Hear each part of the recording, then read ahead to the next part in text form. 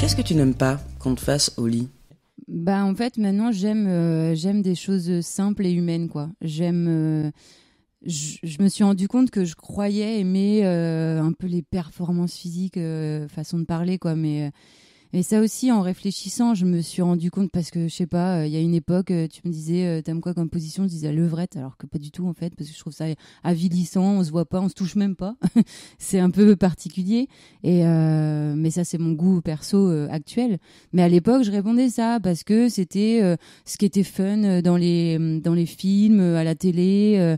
Tout le monde se disait, ah ouais, c'est vrai, c'est intense. Et puis pareil, je croyais que j'avais besoin de ce truc de se faire plaquer contre un mur, de trucs un peu rudes. Et en réfléchissant, je me suis aussi rendu compte que à l'époque, quand j'étais un peu plus jeune, j'étais sur des sites de rencontres et je voyais bien que quand ça commençait à partir sur des questions un peu de sexe et tout, ce que voulait entendre le type en face, c'était ça, c'était qu'est-ce que t'aimes ? Ah bah j'aime que ce soit pas violent, mais un peu rude, un peu brusque.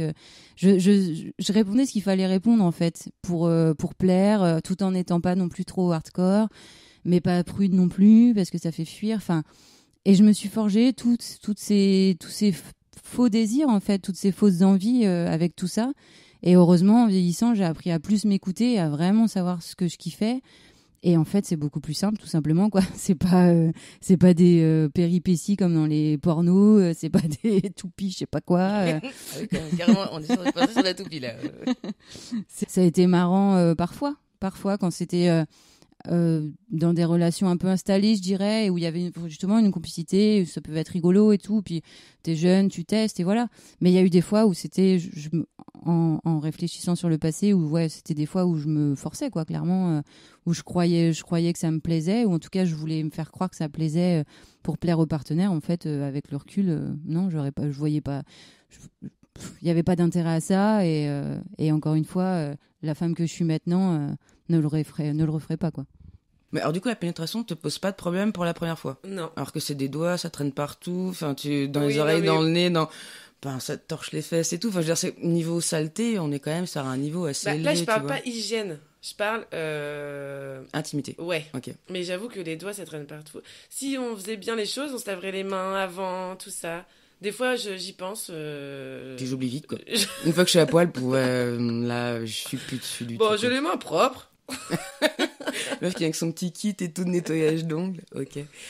Bah, moi, en tout cas, je ferais pas un cuni, c'est sûr, la première fois, je pense pas. On faut pas coucher avec toi en one shot si on est fan de cuni, en fait. Non, mais je fais te passer le mais message. Ça se trouve, j'ai déjà fait et je m'en souviens pas. Ou peut-être que je ferais, mais. T'as la phrase qui fait mal, peut-être que je l'ai fait, mais je m'en souviens pas. Genre, j'étais trop torché, j'ai dû lécher quelqu'un un jour en soirée.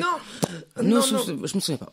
Non, mais peut-être que je l'ai fait il y a longtemps et que je me j'étais souviens jeune. pas. En one shot. Voilà. Quand t'étais plus insouciante.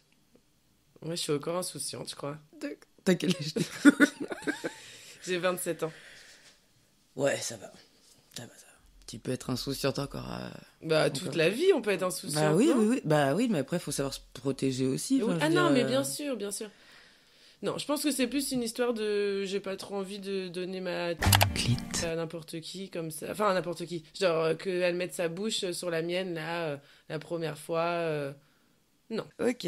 Mais il y a des gens probablement qui ont peut-être certaines pratiques sexuelles qu'avec tel partenaire ou dans tel cadre. Ça me dérange. Alors, je mettrais pas un gars de ceinture, c'est hors de question. D'accord. Mais genre, dans toi ou sur toi ? Sur moi. D'accord. Ni dans moi. Les deux. Ok. Après, moi, c'est le rapport à la sexualité, domination-soumission que j'aime pas. Donc, pourquoi ? Je n'aime pas ce côté domination-soumission, de la pénétration, de l'acte. Avec un sextoys. Exact. Bah, avec un sextoys dans la main, ça va. Un sextoys en gars de ceinture, ça, je vais pas aimer du tout.